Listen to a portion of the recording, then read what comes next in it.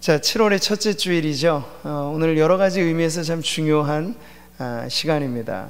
운동 경기로 말하면 전 후반 이렇게 나눠서 하는 스포츠가 대부분이죠. 전반전을 열심히 뛰었는데 쉴 틈도 안 주고 후반전 또 알아서 뛰어라 그러면 다 나가 떨어질 거예요. 그래서 그 중간에 딱 하프타임이라고 하거든요. 그 시간에 쉬는 시간을 가지면서 지친 선수들 몸에 휴식을 취하게 하는, 이 하프타임이라고 하는 건 휴식 시간이기도 하거든요. 근데 그것만이 아니라 경기 이 중계 방송을 보다 보면은 그때 감독이나 코치는 쉴 새 없이 막 헉헉거리고 쉬는 선수들한테 이것저것 엄청 얘기를 한단 말이에요. 무슨 얘기를 할까요?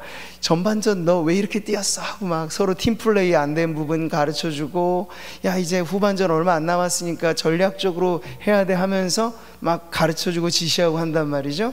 그 쉬는 시간이 사실 전략적인 작전 타임이 되는 거예요. 자, 우리 인생에도 이와 같습니다. 신앙의 흐름에도 이와 같습니다. 딱 한 해 중반에 이르는 이 시기에 하나님께서 맥주 감사 주일로 온 교회가 지키게 하신 데는 그만한 뜻이 있겠죠. 바로 지금이 성도들의 영적인 흐름 속에 다시 한번 쉼으로써 재충전을 얻고, 주일은 우리에게 그런 안식의 의미도 있으니까요. 근데 그것뿐만 아니라 남아있는 2020년 하반기를 그냥 아무런 작전 없이 이제 달려가다 보면요, 시류 속에 가게 되어 있어요. 근데 우리는 성도로서 기준이 없는 인생이 아니잖아요. 명확한 하나님의 말씀과 성령의 인도하심을 따라서 2020년 남은 반년을 어떻게 하면 성공적인 믿음의 삶을 살겠다 하는 것을 오늘 이 시간을 통해서, 말씀을 통해서 함께 나누는 은혜가 있기를 바랍니다. 그래서 이 하프타임이 가지는 성도들에게 있어서의 영적인 의미가 있다는 거예요. 하프타임의 전문가이기도 한데요, 밥 버포드라고 하는 아주 유명한 분이 있습니다. 그분이 쓴 책에서 하프타임을 이렇게 말하더군요. 같이 한번 읽어볼까요? 하프타임은 하나님을 이해하려는 노력에서 더 나아가 하나님을 알아가는 법을 배울 수 있는 완벽한 기회다. 이 시간이요, 하나의 기회라는 거예요. 어떤 기회요? 하나님이 우리를 어떻게 인도해 오셨고, 또 하나님은 어떻게 우리를 인도하실 것인가, 그런 점에 있어서 우리 하나님은 어떤 분이신가를 알아가는 기회. 흐트러진 우리의 삶의 걸음이 좀 상반기 동안 얼마나 우리 지쳐왔습니까? 경기의 침체야 이미 작년 이전부터도 계속 이어왔고, 지역적 경제는 더 어려웠고, 거기다 게다가 코로나19가 터져서 정말 모든 성도들이 마치 갈지자를 걷듯 이렇게 힘들게 비틀거리며 여기까지 왔단 말이죠. 근데 하나님께서 지금 작전 타임을 갖게 하시는 거예요. 상반기 때 우리가 잃어버린 세월이 되지 않도록, 또 남아있는 반년도 자칫 잘못하면 잃어버린 세월이 되기 쉬운데 그러지 말라고 오늘 하나님께서 이 맥주 감사 주일을 통해서 우리로 하여금 하나님의 뜻이 무엇인가, 하나님을 알아가는 기회로 오늘 우리에게 주신 이 주일, 여러분 모두에게 이러한 축복이 넘쳐나기 바랍니다. 자, 우리 오늘 읽은 말씀을 다시 한번 보실까요? 맥추절을 지키라 되어 있죠. 같이 읽습니다. 이는 내가 수고하여 밭에 뿌린 것의 첫 열매를 거둠이니라. 수장절을 지키라. 이는 내가 수고하여 이룬 것을 연말에 밭에서부터 거두어 저장함이니라. 자, 오늘 말씀은 출애굽 이후 이스라엘 백성이 시내산에 도착해서 모세를 통하여 하나님 주신 율법 가운데, 우리가 이것을 의식법이라고 좀 구분하자면 구분을 하죠. 절기에 대한 규례를 가르쳐주는 말씀이에요. 근데 이 절기에 대한 규례가 그냥 어디 진공 중에 뚝 떨어진 얘기가 아니고, 농경 사회에서 그들이 밭에 무언가를 뿌리고 거두는 파종과 수확의 시기에 걸맞게 하나님 앞에 어떻게 특별한 감사를 드려야 된다 하는 걸 가르쳐준 게 맥추절이고 수장절이라는 두 개의 절기죠. 자, 우리 지난 성령 강림 주일 때도 이 구약의 절기가 똑같은 절기인데 이름이 틀리다라고 하는 걸 봤어요. 성령 강림 주일은 구약의 절기로 말하면 오순절, 칠칠절, 그리고 맥추절. 전혀 새롭게 들으시는 것처럼 반응을 하시는데요. 네, 날짜를 기준으로 하면 오순절, 무교절 이후 50일째, 77절도 마찬가지예요. 7일 한 주간이 77 7번 지나갔다. 49일 지나고 나서 이제 오순절 이렇게 되는 거예요. 근데 거기 맥추절이 같은 의미에 붙어 있다는 건 바로 그 시기쯤이 수확을 거두는 그러한 절기로서도 유대인들에게, 고대 근동 지역에 살아갔던 이들에게는 중요한 절기이기 때문에 바로 이렇게 같은 날 다른 세 개의 이름이 붙여지게 된 거죠. 오늘 이 맥추절에 대한 병행 구절을 두 군데 찾아볼 수 있는데 같이 한번 읽어보겠습니다. 77절 곧 맥추의 초실절을 지키고 77절 처음 익은 열매를 드리는 날에, 이렇게 되어 있죠. 이 두 가지 병행 구절에서 중요한 부분이 첫 열매라는 거예요. 그리고 초실절, 이것도 마찬가지입니다. 첫 열매를 드리는 절기. 네, 우리가 성경 원어에서 보면 사실 우리가 맥추절이라고 번역한, 이 맥추가 보리잖아요. 보리수에 대한 부분인데 이 구절에 맥추라는 의미는 사실 없습니다. 첫 수확에 대한 첫 열매, 이게 이제 사실 원어적인 해석인데, 우리가 왜 여기에 이 맥추라고 하는 번역을 사용했는가 하면 고대 근동 지역의 농경 그 문화와 우리나라의 농경 문화가 그 차이가 좀 있어요. 밀의 수확의 시기는 이 보리의 수확 시기하고 아주 똑같거든요. 파종과 수확이 비슷합니다. 그리고 농사 지으시는 분들은 아시겠지만 밀이나 보리나 생김새가 비슷해요. 알갱이가 뭐가 크냐 작으냐 이 차이거든요. 그러니까 많이 비슷비슷한데 우리나라의 이 문화적인 농업 문화에 있어서는 이 밀의 수확 시기가 아니라 보리 수확 시기로 이것을 적용해서 맥추절이라고 표현을 한 겁니다. 아까 몇 가지 이 병행 구절로 말씀 읽어드린 이 출애굽기 말씀 34장 22절 같은 경우도, 그래서 지금 우리 개역개정 성경은 맥추의 초실절 뭐 이렇게 번역을 했습니다만 다른 번역본들을 보면 원어의 의미를 살려서 밀의 첫 수확이라고 번역을 바꿨어요. 많은 영어 성경은 대부분 다 그렇게 취하고 있고요. 근데 제가 이 차이를 말씀드리는 건 밀이냐 보리냐 그것이 문제로다, 그건 큰 문제가 아니라고 말씀을 드리는 거고, 중요한 건 우리가 맥추절로 부르는 이 절기가 한 해 중반기에 있어서 수확을 하나님 앞에 계수하여서 그 첫 열매로서 하나님 앞에 어떻게 영광을 돌릴 것인가, 바로 예배적인 차원에서 이것이 중요하다 하는 걸 말씀드리는 거예요. 신명기에 이런 말씀이 있습니다. 같이 한번 읽어보실까요? 내 하나님 여호와께서 내게 주신 땅에서 그 토지의 모든 소산의 만물을 거둔 후에 그것을 가져다가 광주리에 담고 내 하나님 여호와께서 그의 이름을 두시려고 택하신 곳으로 그것을 가지고 가서, 그러니까 구약에 나오는 우리가 소위 의식법이라고 말하는 제사법, 절기법 등등의 이런 것에 율법의 특징은 아주 구체적이라는 데 있어요. 모호하지 않습니다. 왜냐하면 이것이 교훈적이고 가르침이 되기 때문에 그래요.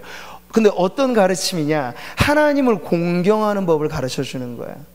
이걸 자세하게 안 가르쳐 주면요, 사람마다 의견이 분분해요. 어떤 홀리한 분들은 야, 하나님이 영이신데 뭐 하나님이 짐승 잡수시냐, 하나님이 뭐 밥 지어 드시냐, 이런 거 다 필요 없다, 너무 홀리해서 영적인 것만 강조하는 분들이 있을 수 있고, 또 어떤 분들은 영이신 하나님을 자칫 오해해서 이것 문자 그 자체가 마치 우상을 섬기듯 그렇게 하나님이 꼭 요거를 안 하면 저주하고 요걸 해야만 복주고, 이런 식으로 또 너무 매여서 있는 분들이 있을 수 있어요.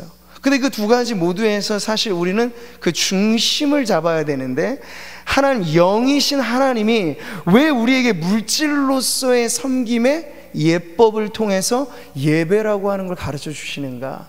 근데 그 핵심은요, 바로 하나님 자신에게 있는 게 아니라 우리에게 있어요. 우리. 왜? 인간은 영적인 존재이며 동시에 육적인 존재거든요.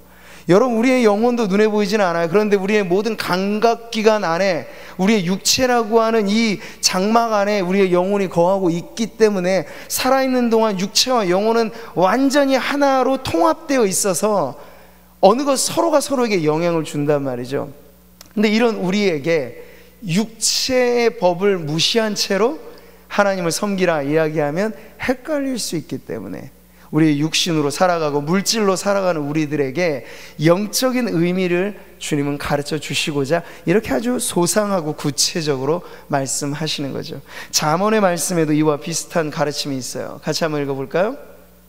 내 재물과 내 소산물의 처음 익은 열매로 여호와를 공경하라. 그리하면 내 창고가 가득히 차고 내 포도즙 틀에서 새 포도즙이 넘치리라. 우리는 주로 이 뒷부분에 관심을 많이 가지십니다만 그건 하나님이 주실 부분이고, 근데 우리가 신경 써야 될 부분은 앞부분이에요. 하나님을 공경한다. 근데 하나님을 공경하는 건 뭘까? 여러분, 그 유비가 아주 비슷한 거죠. 우리가 부모님을 자식된 도리로 공경해요. 부모님 사랑합니다, 부모님 존경합니다, 이게 끝인가요? 아니잖아요. 연로하신 부모님 있으면 생신을 맞이하거나 무슨 어버이날 아니면 그 외에 다른 모든 때든지 용돈도 드리고, 어르신들을 공경하는 게 그냥 말로만이 아니라 물질로의 그 공경이 표현되듯이 하나님 아버지를 우리가 공경한다고 하는 것에 있어서 대부분 우리는 사실 물질로서 살아가잖아요. 근데 그 쓰임의 용도를 하나님께 드림으로써 우리가 신앙하며 살아가는 법을 하나님께서는 지금 가르쳐 주시는 거예요. 어떤 사람들은 이 맥추절이 구약의 절기 그리고 의식법은 이미 다 철폐됐다고 하는데 굳이 우리가 왜 이걸 지킵니까? 라고 질문하는 분들이 계세요. 그런데 여러분, 모세 시대에 이 율법이 있기 전부터 하나님은 이 예법을 가르쳐 주셨거든요. 하나님을 예배한다는 건 그냥 나오는 것이 아니라 감사하되 감사의 표현을 아주 창의적으로 그리고 아주 구체적이고 아주 풍성하게 하라고 이미 오래전에 가르쳐 주셨어요. 언제? 아담 이래로 주님은 가르쳐 주셨죠. 아벨의 예배 현장을 여러분 이렇게 한번 보시는 거예요. 같이 읽죠. 아벨은 자기도 양의 첫 새끼와 그 기름으로 드렸더니 여호와께서 아벨과 그의 제물은 받으셨으나, 그 앞에 보면 가인의 제사도 나와요. 농사의 농작물로 하나님을 예배하였다. 이게 여러분 율법 시대 이전에 까마득한 옛날인데, 이 율법적인 의미로서가 아니라 하나님께서 아담에게, 그리고 아담은 자식들에게 가르쳐준, 그러니까 하나님을 마음대로 섬겨라 이렇게 하면 자기 멋대로 섬길 거 아니에요. 그런데 우리가 모세 시대에나 볼 법한 그러한 제사의 방식들, 예배 방식을 이미 아담으로부터도 시작이 됐어요. 유추해 보는 거죠. 아담이 이걸 누구에게 배웠을까? 하나님이 가르쳐 주신 거예요. 아담이 죄를 지어서 낙원에서 추방당하죠. 근데 그 죄로 인하여 추방당하는 것만이 아니라 하나님은 거기에도 긍휼을 베푸셔서 홀딱 벌거벗은 그들, 이제 추위와 더위와 싸워야 되는 그들에게 의복을 만들어주세요. 하나님 직접 가죽옷을 지어주시잖아요. 근데 가죽옷이 그냥 나오는 거냐고요? 짐승의 죽음이 있고서야 나오는 결과입니다. 그러니까 아담으로부터도 이미 죄로 인하여 하나님과 갈라진 인생들이 구약시대, 모세시대엔 그게 더 정교해졌을 뿐이에요. 하나님께 나아간다는 건 제물을 드려 내가 죽어야 될 목숨, 이 제물의 피를 보시어 나를 용납하시고 나를 받아주십시오 하는 그런 예배의 정신은 이미 아담 이래로 줄곧 흘러왔던 것을, 모세시대인 그것을 율법에 명시하여 하나님께서 전 백성들에게 가르쳐 주셨다 하는 차이가 있죠. 자, 그렇기 때문에 이게 단순히 율법 시대의 문제이기 때문에 그때의 의미가 있고 지금은 없다, 그렇지 않다는 거예요. 자, 우리는 구약의 모든 절기, 의식법 혹은 시민법 이렇게 말하는 율법 안의 그런 내용들이 사실상 오실 구원자 예수 그리스도로 말미암아 다 성취되어진 시대를 지금 살고 있습니다. 특별히 성막이니 제사니 절기니 하는 이런 모든 부분들은 오실 메시아에 대한 예표, 모형, 미리 보기 이런 것들인데, 이제 실체가 오셨기 때문에 문자 그대로의 의미는 사실은 완성된 거죠. 의미가 없다라는 얘기가 아니라 완성된 거예요. 예수님의 십자가와 부활로. 그래서 맥추절을 우리가 지킨다는 건 율법의 규례대로 율법주의로 지키는 게 아니에요.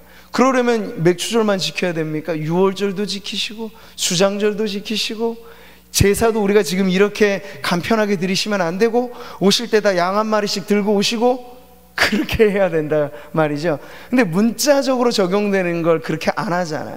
근데 지금도 어떤 이단들은 다른 거는 다 무시하면서 무슨 유월절 지킨다느니 장막절 지킨다느니 이렇게 헷갈리게 성도들을 가르치죠. 근데 그런 것 아니에요. 그러니까 율법주의적인 규례가 아니고 이제 우리는 새 언약의 중보로서 이 모든 걸 완성하신 그리스도 안에서 완성된 의미로서의 구약의 절기를 더 풍성하게 그 본질이 가지고 있는 의미를 가지고 하나님을 섬긴다는 거죠. 그래서 6월절만 해도 그 자체로의 절기를 우리가 지키지 않지만 그게 무엇으로 완성됐습니까? 예수님의 고난과 십자가와 부활이 사실은 우리 구원의 출애굽의 6월절과 같은 의미이죠. 예수님의 피를 무엇라 말합니까? 6월절 어린 양의 피라고 말하잖아요.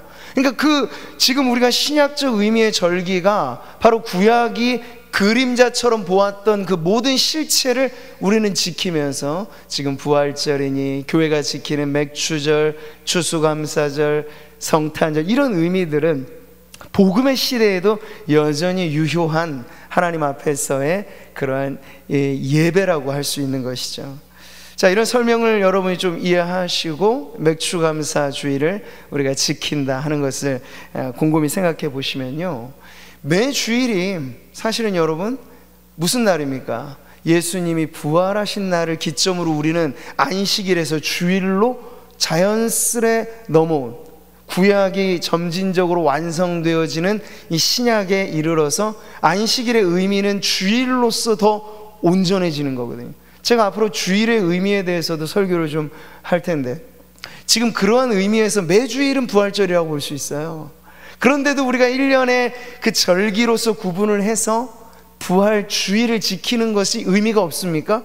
의미가 있잖아요. 그날만큼은 평상시도 그렇지만 더욱이 예수 부활의 복된 소식을 우리가 누리고 전하자 하는 측면에 한 날, 한 주일을 부활절로 지키는 게 의미가 있듯이 지금 맥추감사 주일도 그런 의미인 거예요. 말하자면 매 주일이 우리에겐 감사 주일이 아닙니까? 한 주간을 지나 주일을 맞아 새롭게 한 주간을 시작한다는 이것이 사실 중간중간에 하나님 앞에 감사해야 될 예배의 날인 줄 믿습니다. 매주일이 그런데 그 중에서도 우리가 1년에 2번 중반을 지나면서 하나님 앞에 상반기 우리에게 주신 은혜를 헤아려 보고 감사한 고백들을 한번 우리의 마음속에 적어도 보고, 여러분 생각하는 것과 감사한다는 어원이 똑같잖아요. think가 되는 거예요. 예. 곰곰이 생각해보면 여러분이 급하게 코로나19의 와중에서 그리고 경기나 여러 가지 가정의 어려움 중에서 막 헐레벌떡 지금 급하게 오기 때문에 깊이 생각을 못하며 오셨을 수 있어요. 제가 오늘 칼럼에도 썼습니다만 그런 것 때문에 우리가 놓쳐버린 일상의 감사들이 많아요. 근데 오늘 정도는 다시 한번 천천히 머물러서 이 주일날 예배하는 시간만 말고 하루 종일 여러분이 한번 헤아려 보세요. 감사할 게 꽤나 많다는 걸 알 수 있을 겁니다. 저는 오늘 감사주일을 맞이하면서 그런 생각도 들더군요. 우리가 지금 물 한 모금 마시는 것도 이거 그냥 마실 게 되나? 여러분 보세요. 가끔씩 우리가 이 광고식으로 요즘에는 많이 나오잖아요.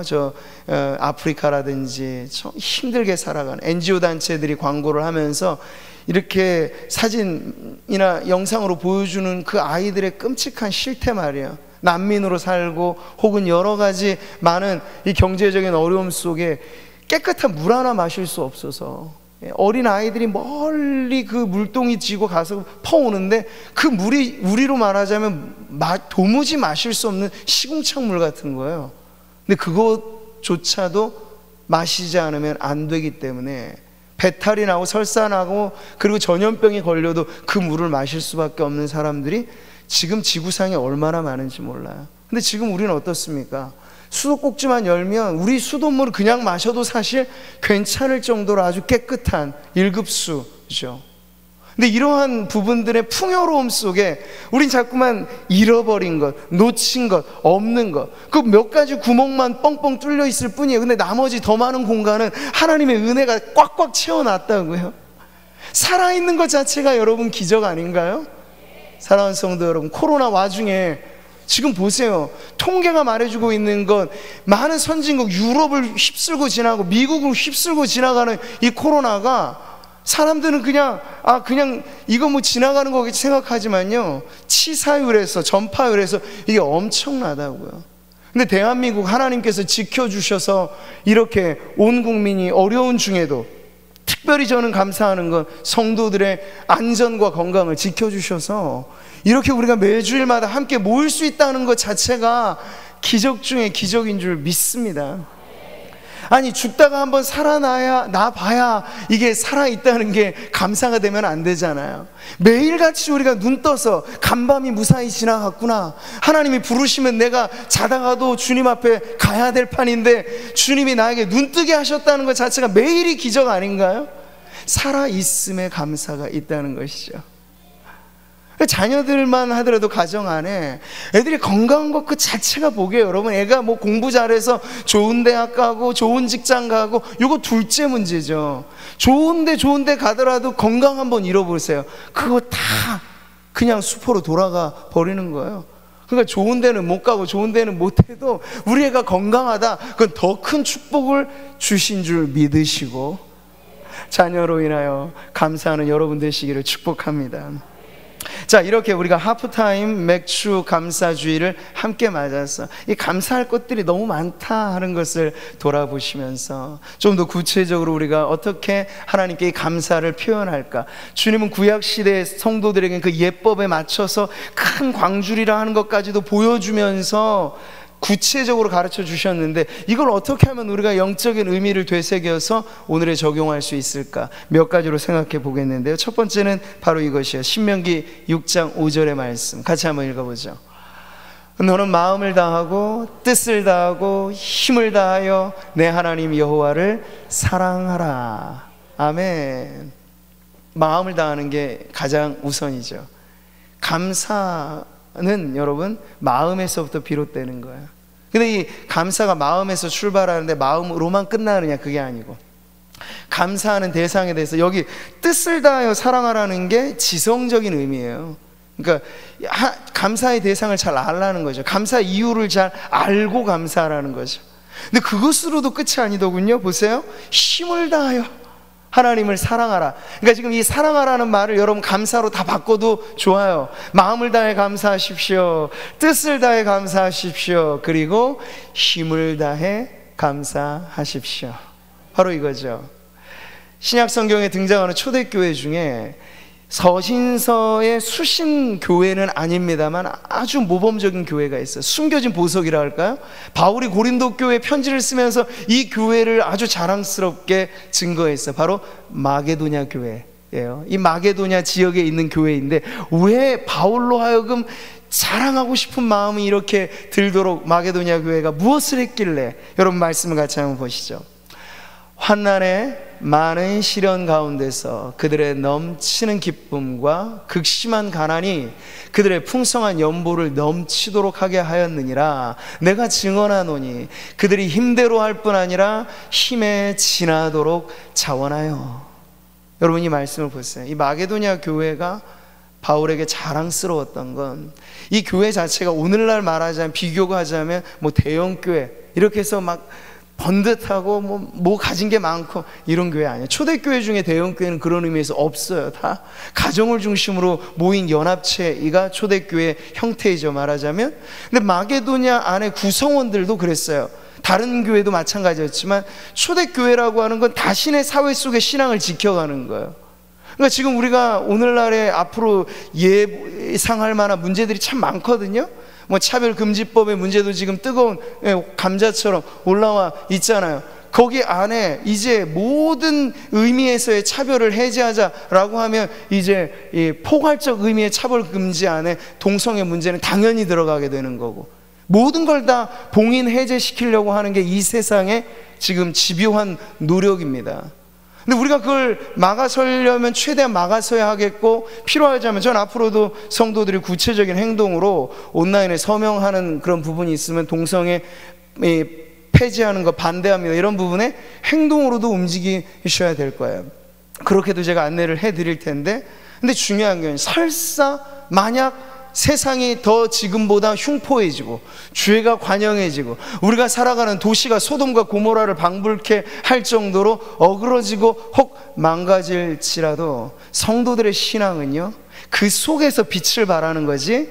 세상이 이렇게 더럽고 오염되었으니 우리는 우리끼리의 공동체를 만들자, 어디 산에서 오염되지 않은 그러한 공동체를 만들자, 이러면 안 되는 거예요. 그러면 세상의 어둠을 누가 밝히겠으며 세상의 부패는 누가 막겠습니까? 교회가 존재하는 이유는 세상이 어둡기 때문이고, 교회가 필요한 이유는 세상이 부패하기 때문이니, 초대교회 성도들의 신앙만 우리가 갖는다면, 그들이 살았던 시대가 동성애자들이 판을 치고 로마가 멸망할 당시에 엄청난 동성애 문제가 있었어요. 다신의 숭배는 당연했고 황제의 숭배가 강요됐고, 이런 곳에서 여러분 신앙하며 살았다고 생각해 보세요. 절대로 환경이 편하고 쉬워서 신앙생활 잘하는 것 아니었습니다. 초대교회가 그래요. 게다가 가난했어요. 게다가 환난이 일어났어요. 그런데 마게도냐 교회를 보니까 이때 예루살렘 지역에 그 당시에 기근이 불어닥쳐서 바울이 가는 곳곳마다 그 선교했던 교회, 아는 교회들마다 특별 구제 헌금, 이 연보를 거두는 일을 했단 말이에요. 근데 마게도냐 교회도 이 소식을 전해서 그들에게 예루살렘 성도들을 좀 도와주십시오 했는데, 이 가난하고 힘들고 환난 가운데 있는 성도들이 그 부분에 자원하여서 나를 위해 쓰는 것도 아니고 우리 교회 위해 쓰는 것도 아닌 이 특별한 연보에 힘에 지나도록 자원했다고 지금 말씀하고 있어요. 여러분, 이게 바울이 마게도냐 교회를 이렇게 자랑스러워하면서 알려주는 것, 고린도 교회에게 가르쳐주고 싶어서인 거예요. 고린도 교회는 당시 말하자면 상업의 중심지였고, 마게도냐와 비교하면 어쩐 의미에서 경제적으로 더 윤택하고 나은 성도들이 많았을 수 있는 그런 교회죠. 근데 그 교회에게 대해서 여러 가지 힘들고 어려운 중에도 마게도냐 교회 성도들이 넘치는 기쁨을 가지고 마음의 감사함이 가득하여서 힘대로 할 뿐 아니라 힘에 지나도록 이 섬기는 모습을 여러분이 본받으십시오 하는 의미에서 지금 이렇게 마게도냐 교회를 칭찬하는 거예요. 이게 바울의 칭찬이기만 하겠습니까? 바로 하나님이 이와 같은 교회를 칭찬하시는 줄 믿습니다. 여러분, 그래서 우리 안에 구원의 감격이 넘쳐나는 게 무엇보다 중요하고, 그 넘치는 구원의 감격이 있어야 어디에든지 담아낼 거 아니에요.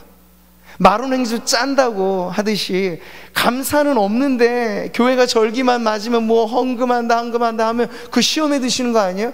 그런 시험에 드시는 성도님들은 절대 안 하셔도 돼요.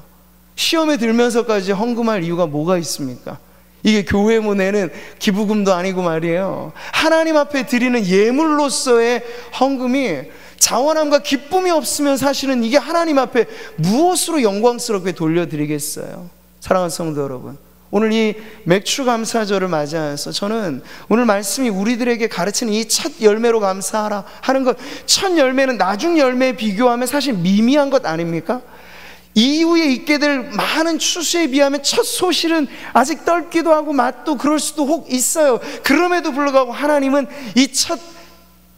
이 열매로 구별하여 드리는, 하나님 이 첫 것이 너무나 소중해서 첫 열매는 곡식에만 제한되는 게 아니고 가정에서 첫 열매는 초태생이라고 부르는 첫 자식에게도 적용이 됐어요. 구약에는 가축들의 첫 새끼, 그리고 과실, 곡식, 이 모든 것에 있어서 처음의 소사는 내가 나를 위해서 쓰고 사회를 위해서 쓰기보다 먼저 하나님을 위해 내가 바칩니다 하는 의미가 바로 첫 열매로 드리는 감사이고, 맥주 감사절이라고 하는 건 바로 생애 한 해 중반에 걸친 우리의 모든 경제적인 활동을 점검하면서 크든 작든 하나님 주님 은혜로 내가 여기 왔으니 지금 살고 있으니 감사합니다 하는 마음으로 주님 앞에 드림으로써 하나님께 영광을 돌리는 절기로 오늘 이 주일이 여러분에게 복이 넘쳐나기를 바랍니다. 우리가 물질로만이 아니라 감사의 기도로, 감사의 찬양으로 표현할 수 있다면 모든 것으로 사실 우리는 그 감사를 표해야 될 줄 믿습니다. 그럴 때 제일 중요한 게 기쁜 마음으로 하는 거예요. 자, 이 고린도 교회 다시 한번 이 마게도냐 교회를 통해서 바울이 가르치는 내용이 바로 이거죠. 같이 읽겠습니다. 각각 그 마음에 정한 대로 할 것이요 인색함으로나 억지로 하지 말지니 하나님은 즐겨내는 자를 사랑하시느니라.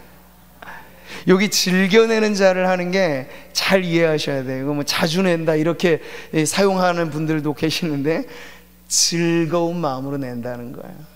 기쁜 마음으로 드린다는 거예요. 네. 그러니까 한 번이든 10번이든 아니 100번이든, 그리고 동전 하나든 1,000원이든 10,000원이든 아니 그 이상이든, 하나님이 보시는 건 하나님께 드리는 이 예물의 출처가 우리의 기쁨에서 나온 것이냐, 감사에서 나온 것이냐, 아니면 무슨 의무 분담금식으로 지금 억지로 내느냐. 하나님이 보시는 기준은 바로 거기에 있어요. 사랑하는 성도 여러분, 예배 중에 드리는 모든 예물은 하나님 앞에 드리는 기쁨의 예물이 되어야 할 줄 믿습니다. 그런 예물을 받으실 때 하나님이 넘쳐 흐르는 기쁨으로 복을 주시지 않겠어요, 여러분? 그런 믿음인 거죠. 근데 이것저것 없이 단순히 거래적인 차원으로 기쁨도 감사도 믿음도 없이 그냥 드리기만 하면 그것 때문에 자동적으로 복을 받겠다, 절대 그런 일은 없습니다. 하나님은 정확하세요. 우리 마음으로부터, 그 마음이 제대로 된 표현으로 나오는 거야. 그래서 여러분, 게리 체프만이라는 사람이 5가지 사랑의 언어라고 하는 아주 좋은 책을 썼는데, 부부관계, 부모 자식 간의 관계, 연인 관계에서 사랑이라고 하는 추상 명사가 어떻게 하면 좀 구체적으로 표현되어지는지를 가르쳐 줄 때 제목 그대로 5가지 표현 방식을 가르쳐 줬어요. 한번 우리 같이 한번 읽어보죠. 5가지 사랑의 언어, 시작. 인정하는 말, 함께하는 시간, 선물, 봉사, 스킨십, 이 5가지. 이게 사랑이라는 말의 또 다른 표현이 될 수 있다는 거예요. 우리 경상도 분들은 이런 부분에 잘 하기가 쉽지 않은 게 막 말로서 칭찬해 주는 거, 게다가 스킨십, 이거 막 어려워하시잖아요. 요즘에 코로나 때문에 서로 악수도 요즘에는 되도록 안 하는 추세인데, 그러니 사랑을 표현할 길이 많이 없어지는 거죠.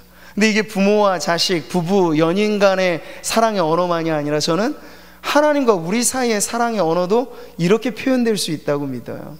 인정하는 말, 그게 뭡니까? 그게 찬양이에요. 찬양의 원어적인 의미는 자랑한다는 거거든요. 하나님을 자랑스러워하는 게 찬양이에요.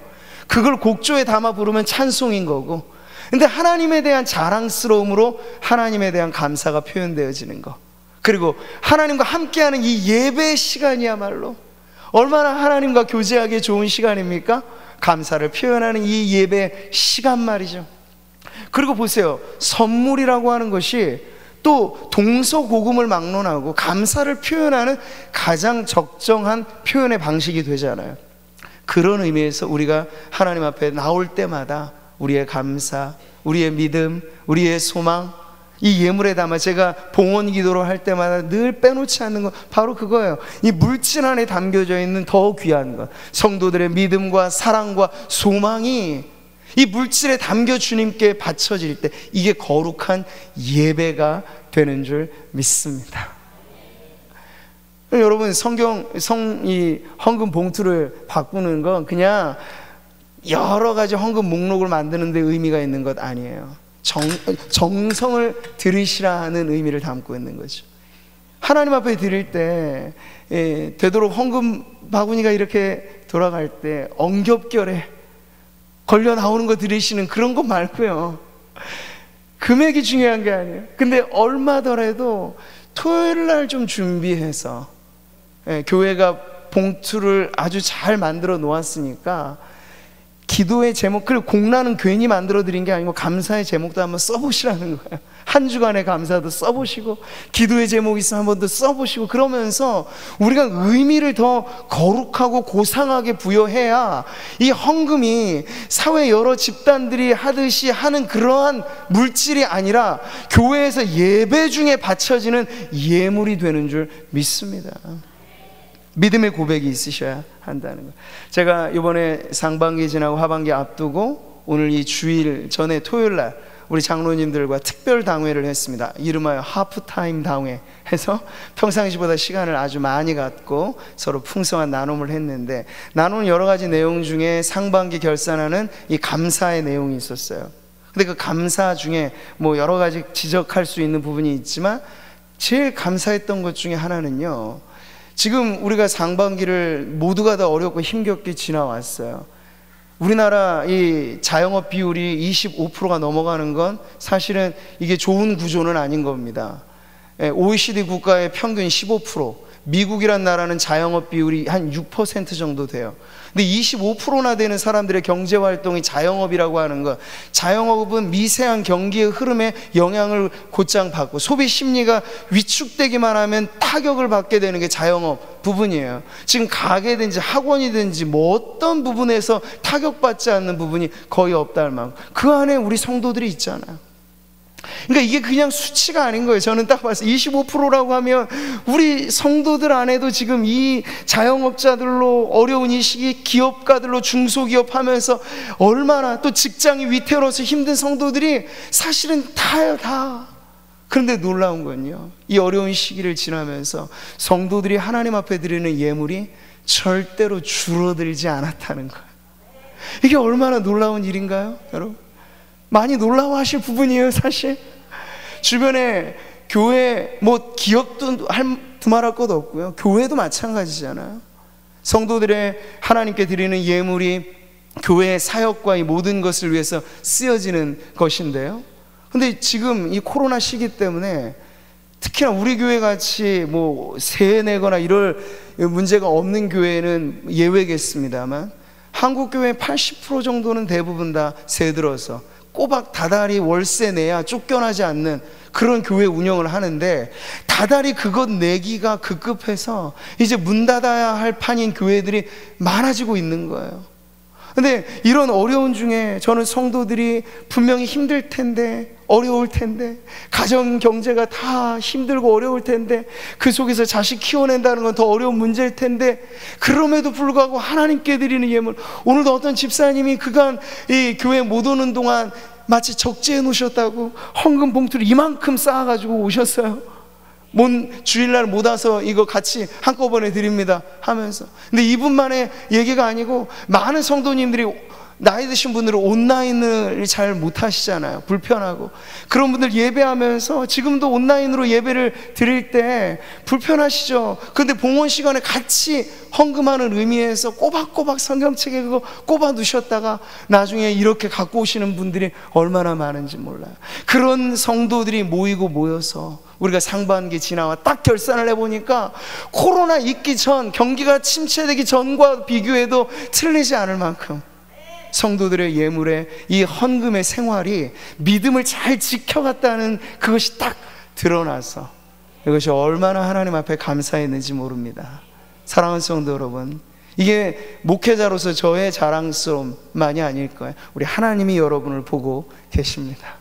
뻔히 힘든 거 알고 어려운 것 아는데 그럼에도 불구하고 하나님, 제가 그래도 살게 하시니 감사, 물 한 모금에도 감사, 호흡하는 것도 감사할 거 생각해 보니까 너무나 많은 감사가 제게 있군요 하면서 주님 앞에 드리는 이 감사의 예물을 하나님이 기뻐 받으십니다. 이 맥주감사주의를 지나면서 하반기를 앞둔 작전 타임이라 그랬죠? 하반기를 앞두고도 여러분이 미리부터 감사하면 좋겠습니다. 그게 믿음의 고백이에요. 주신 은혜 감사합니다는 기본이지만 주실 은혜 감사합니다, 이게 믿음이라고요. 여러분, 여호와 일의 신앙이 바로 그거죠. 아브라함이 믿었던 건 내 자식 바치는 게 얼마나 아까운 일이고 이건 감당할 수 없는 시련이고 그래요. 근데도 아브라함이 바쳐요. 모리아산 정상에 제단을 쌓고 이삭을 제물 삼아 하나님 앞에 바쳐요. 그랬더니 하나님이 아브라함의 신앙을 보시어 여호와 이래, 미리 준비하신다, 미리 공급하신다 하는 은혜를 딱 맞춰서, 그래 됐다, 이삭 안 줘도 돼, 내가 네 마음 보고 싶어서 그런 거야. 그리고 주님이 예비하신 다른 제물을 가져다가 그 모리아산 제단에 바치게 하신 거예요. 우리 하나님은 미리 감사하는 성도들에게 예비하신 은혜와 축복의 하나님인 줄 믿습니다. 사랑하는 성도 여러분, 우리가 헤아려 보면 너무나 많은 감사로 지난 상반기를 보내온 것을 다시 한번 하나님 앞에 감사합니다. 목숨이 음식보다 중하고 몸이 의복보다 중하니라 하셨습니다. 여기 오늘 예배하는 성도님들 중에 내가 무슨 옷을 입고 내가 무슨 음식을 먹는 건 다 부차적인 거예요. 생명은 천하보다 귀하다 하셨으니 여러분은 이미 천하보다 귀한 생명의 복을 받고 계신 줄 믿습니다. 예수님은 천하가 어디예요? 우주보다, 보여지는 모든 것보다 귀하신 분인데 예수님이라고 하는 선물을 아예 우리에게 주셨어요. 그러니 가장 좋은 보석은 이미 우리 안에 있는데, 그 생활하면서 때때로 살아가면서 현물화된 가치로 은행의 잔고가 좀 모자라가지고 수중에 들어있는 자금이 좀 딸린다 해도 여러분 안에 현물화되어 있지 않을 뿐, 우리 안에 이것은 값어치가 너무나 귀해서 값을 매길 수 없다는 게 바로 예수님이거든요. 영어로 말하면 priceless라는 표현이에요. 값을 매길 수 없을 정도로 귀하다. 그 복을 받은 성도들답게 여러분 넉넉하게 살아가시기 바랍니다. 앞으로 우리에게 어떤 세상이 펼쳐질지 우리는 걱정부터 하지 않아요. 내일 일을 염려하지 말라. 내일 일은 내일에게 맡겨두고 한날 괴로움은 그날로 족하고, 하나님이 어떤 분이신지만 알라는 얘기예요. 공중에 나는 새도 먹이시는 분, 들에 핀 이름 모를 꽃도 입히시는 분, 하물며 너희 일까보냐. 주옥같이 귀한 애지중지 여기는 하나님의 자녀들을 하나님이 그대로 방치시키시는 일은 없으니 하나님을 믿으시고, 남은 하반기도 앞당긴 감사로서 하나님 앞에 영광을 돌리며 한 걸음 한 걸음 우리의 행진이 믿음의 행진, 감사의 행진이 되기를 바랍니다. 나의 하나님이 그리스도 예수 안에서 영광 가운데 그 풍성한 대로 너희 모든 쓸 것을 채우시리라. 바로 이런 믿음으로, 믿음의 감사, 하나님의 절대 주권을 의지한 감사로 하나님 앞에 영광 돌리는 우리 사랑하는 성도님들 되시기를 주님의 이름으로 축복합니다.